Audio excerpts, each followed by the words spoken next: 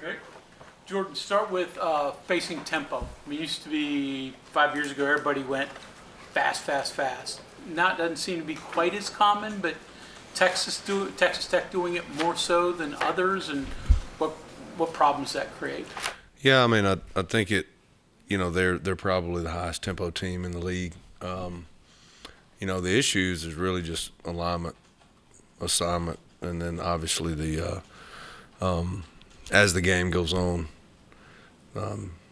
If you're thin somewhere, then it becomes a numbers game really more than anything, a number of snaps game.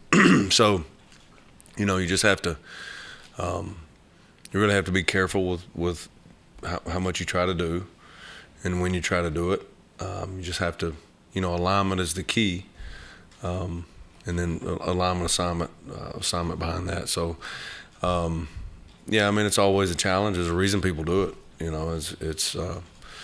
It's tough, and especially if they're moving the ball from hash to hash, and if they can get it from back to the middle, can give you some issues. So you just have to practice it, work it, be aware of it, know that it's coming, and so that's what we got to do over the next 2 or 3 days. Coach, how would you evaluate the defense's performance against Baylor? And the reason why I asked that, obviously, the takeaways and what you guys worked on happened and it led to the win, but yards were still allowed. So how do you evaluate the defense in that game and even all year, knowing you're banged up and these opponents have high tempo, so they're going to put up yards, but you don't want to allow yards? Yeah, yards are not any goal, anything that I've ever had that I say that you beginning of the season, you say, hey, these are our goals, these are third down, whatever. Not once in my career have I ever put total yards on there, because it doesn't matter. What matters, is scoring defense, third down defense, turnover margin. That's always been the rushing defense. That's my biggest biggest four. Sorry, and I've till that's proven otherwise, I'll always stand by that. So total yards is irrelevant. The thing that I was proud of the most is the last. If you look at the drive before halftime and the last 4 drives of the game, so we have to go back out before halftime. We make them punt in the last 4 drives of the game. I think I could be wrong. Were fumble, interception, force a field goal after an offensive turnover, and then the last drive of the game being essentially a turnover on downs as the clock winds up. So, if I look at that with the turnovers and scored 9 points, that's what we haven't been able to do, and it was important for our kids to be able to do that, and it be the biggest difference in the game. So, I was extremely pleased with how we finished, how we competed. It wasn't perfect. I don't know if it's ever going to be, but total yards, I could care less. You mentioned tempo. Do you rely on your linebackers or your safeties? Who do you rely on to get you guys organized? I mean, linebackers and safeties have to communicate and get people lined up, but everybody in a tempo situation has got to be, on the same page and know exactly, signal call, alignment, assignment, because you don't have a lot of time to communicate between positions in that scenario. So, it's just, again, you practice it, you prepare for it, and every position out there has got to, essentially get themselves lined up and be ready to go, because they don't have a lot of time to talk between the other guys. They may have to if you're adjusting a formation or a shift or a motion, they may have to in between, when that happens. But as far as getting themselves lined up and communicating the call, there's not a lot of time to do that. So, but our linebackers and our safeties, whether we're going off of a hand signal or going off of, maybe we called 4 plays in the huddle, like an offensive script. Maybe we did that. They got to know. They'll communicate that way. But every person's got to know what's going on, be aware of the tempo that they're getting, and get lined up. What about subbing? I mean, you got to have your group right there with you. Yeah, it's almost, unless they sub, it's almost impossible, to get, especially mass subs. So you have to have a plan on Third down and nickel. Yeah, right. Out of your base stuff, what do you, the situation that presents itself, like what do you need to be, which may not be ideal at all times. Again, that's why people do it. Every coach would like to have 11 guys, put them out there every week, and have some continuity throughout the year. Your secondary, you haven't had that blessing, shall we say? It seems like you're filling holes every week. What does that do? What does that do to you? I mean, of any place where they have to act together, that's where it is. Well, early in the year, it was to the point of catastrophic. And I go back to the Kansas game when you get in that situation, and they're forcing you to adjust to a lot of things. It's just really, really hard when you start losing pieces and you're bringing up younger pieces that maybe throughout the week or even through their career are not ready for that. But I think what it shows, between our players and our staff, secondary-wise, is now we're in Game 6. The same situation happens, and we continue to adjust throughout the Baylor game. And so, to where early in the year, you're right, it's there's not a lot of continuity. But now, the more guys play, which is the experience is the best teacher. The more guys play, the easier in the games. Okay, we got, somebody's down, got to bring the next guy up. Well, now they've had the experience to go out there, play a series, come over here, let's get on the board. Is what they're giving us. Is what we need to go to where 4 games ago, that guy's sitting there going, whoa, So it's totally different 4 games later, and that's the only way to get better at that is the experience. The bright thing is for the future, you're going to have a bunch of guys that now have that in-game experience, and you can't mimic that in spring practice or anything else. Coach, Neil was talking about how you guys have moved Dante around on the defensive line, basically at all 4 spots to kind of try to counteract what teams are scheming against him. How has he adjusted to that? I mean, is that something you guys have done like last year, or would you prefer, if you could, just put him at his spot and let him go? I mean, what are your thoughts there? What are you seeing with the way? Well, the thing that he gives us this year as opposed to previous years is the ability to play outside, especially in some heavier personnel sets that quite honestly for the last 2 years, that is how we've been getting attacked a lot with a lot of 12 personnel, a lot of 13 personnel.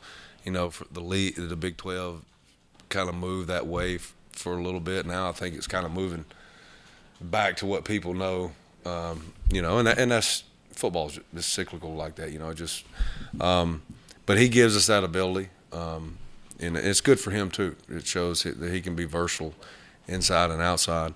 Whether we do that moving forward, it really just depends on the opponent per week. Dante, he likes it. He likes being able to rush from different techniques and spots, and so he always trying to get me to drop him into coverage. I'm like, no, but we're not doing that. So.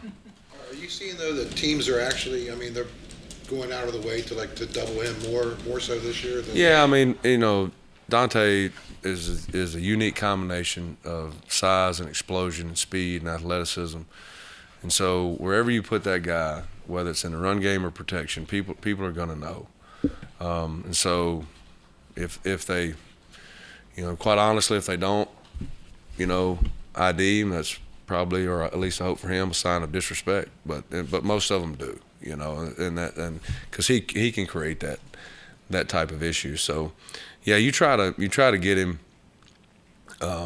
moved around still within the scheme of the defense that either whether you're playing this technique or this technique, your job in this call is still essentially the same. So you have to keep it, within that framework of what he's good at doing, number one, and then what he's done up to this point for a long time. So, but Dante's really really taking it and comes in extra and works and learns, and so good for him, good for us.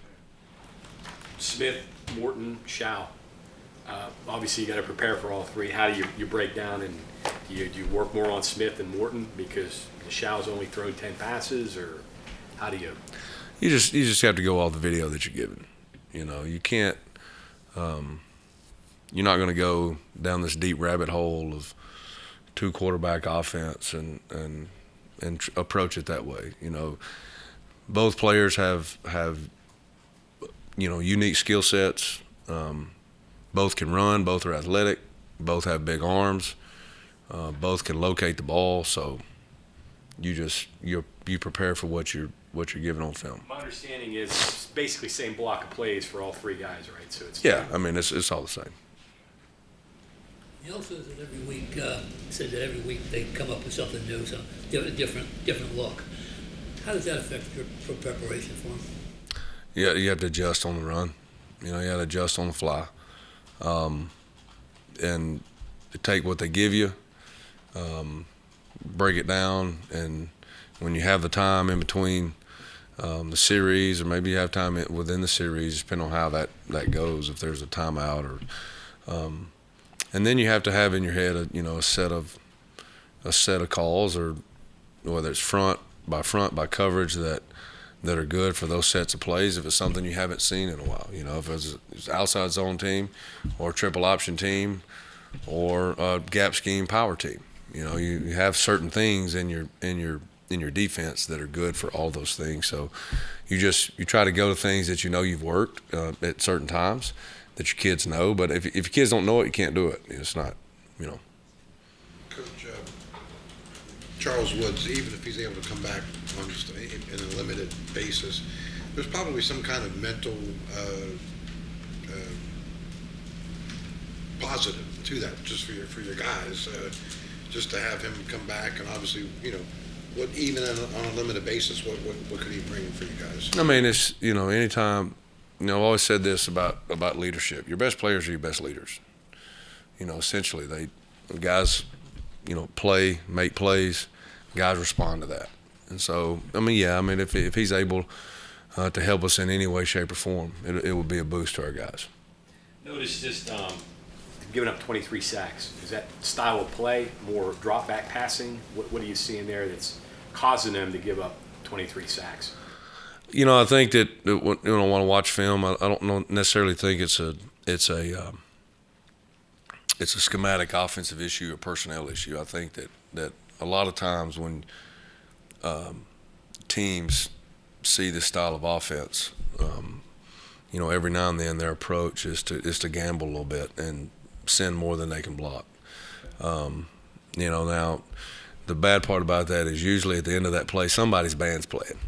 You hope it's yours, but that's a high number for a tempo offense. Yeah, it is. But when people, you see that some on film, with some zero and some overload blitzes, and that's probably the reason why that they're that high. Just looking at it, it's not like they drop back pass and get sacked a lot. That's not there. Coach, is there a benefit having just played at Baylor? So a little bit of an aggressive team, tempo, kind of a similar team. Your defense just played well, caused turnovers, and have this game be right after. Is that a benefit? Can you draw from that?